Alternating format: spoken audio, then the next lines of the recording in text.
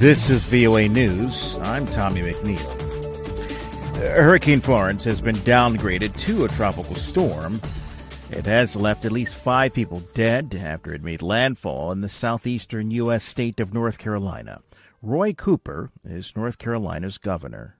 Swiftwater rescue teams and other first responders have rescued hundreds of people in Newbern. Teams from local areas, other states, and the Coast Guard are responding to calls for help, and they are conducting searches of the flooded areas. The U.S. Hurricane Center predicts as much as 101 centimeters of rain for some parts of North Carolina. After pleading guilty to federal charges, former Trump campaign chairman Paul Manafort says he will cooperate with the special counsel's Russia investigation. AP's Warren Levinson. Washington, D.C. Judge Amy Berman Jackson says Paul Manafort's plea deal requires him to cooperate fully and truthfully with the special counsel's investigation. The former Trump campaign chairman avoided a second trial on charges for financial crimes. He was convicted on 8 counts last month in Virginia. The charges stem from Manafort's work on behalf of a Russian-backed party in Ukraine, not the Trump presidential campaign.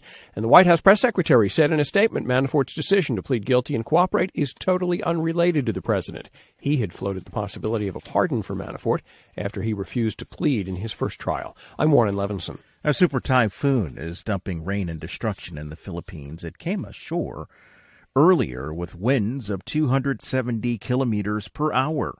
At least 2 people have been killed as a result of a landslide. Weather forecasters do predict that the storm will head toward Hong Kong and southern China by Monday.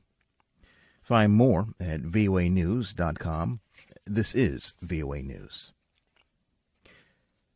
NATO Secretary General Jens Stoltenberg says he has no intention of backing down in the face of a resurgent Russia, insisting the Western alliance will hold firm. America's NATO allies employed tens of thousands of intelligence personnel, giving the United States better eyes and better ears.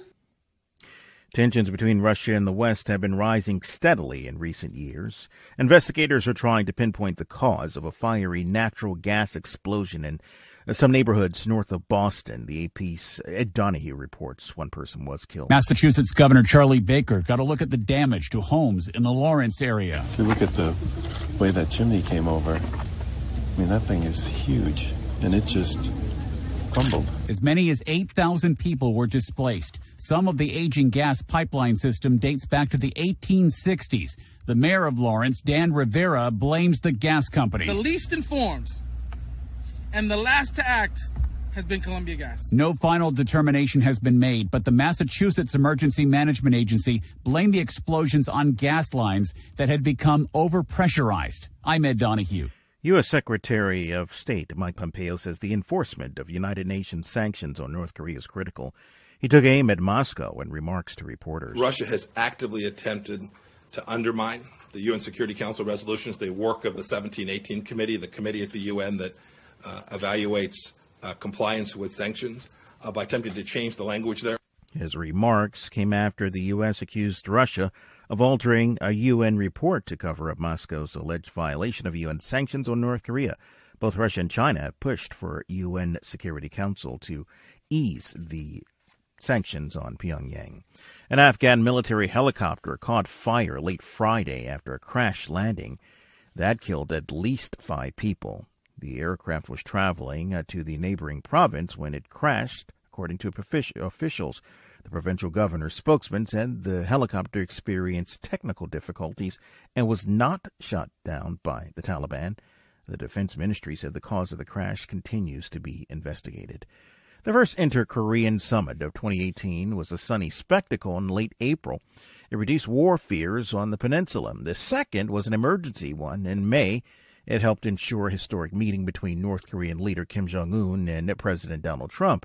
Now, at his third summit with Kim next week in Pyongyang, South Korean President Moon Jae-in faces his toughest challenge yet. That's delivering something substantive that goes beyond previous vague statements on denuclearization, and also to help get the U.S.-North Korean talks back on track. I'm Tommy McNeil, VOA News.